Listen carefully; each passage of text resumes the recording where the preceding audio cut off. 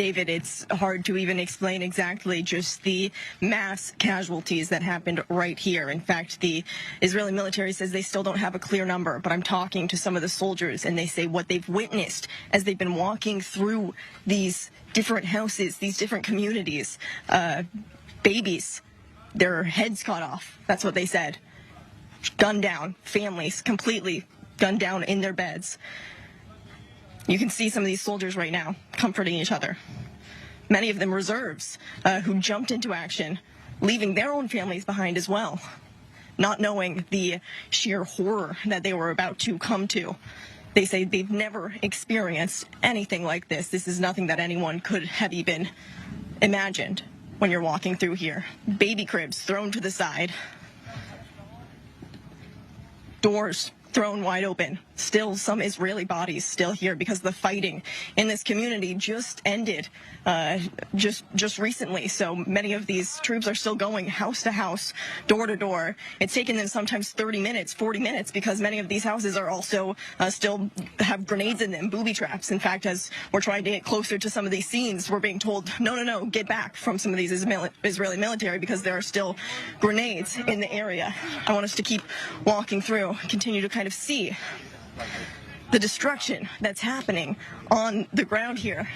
Even something as simple as a soccer net just left to the side here as people were with their families playing. I see in the distance more bodies being covered, all the while as they're covering these Israeli bodies, trying to evacuate everyone else from the territory, taking all of the casualties out of here. It's also littered with the bodies of terrorists. So we're hearing from one of the lead commanders here.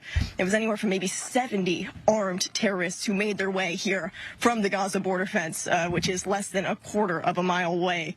And as I said, the atrocities that they committed, violence with guns, with grenades, with knives, targeting these innocent civilians inside their homes. So for the soldiers here, it's a very, very difficult scene for them as well. As I said, leaving their families behind, but they say they will continue to be here, continue to kill every terrorist who is in the area.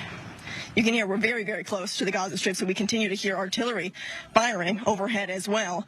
Even as we were giving this tour, we were told to get on the ground and take cover because you're so close to the Strip right now, you don't even get the red alert. You actually hear the boom before you're even told to get to the ground. So this is the reality, and this is what all of these soldiers, you can see, none of them expecting this, but all of them being here, ready for the fight nonetheless, and proud to fight for their country is what I'm hearing as well. And so that's why they want to show the press, they want to show these very, very difficult images, David, but they want everyone out here because they want to see and show exactly what is happening here on the ground.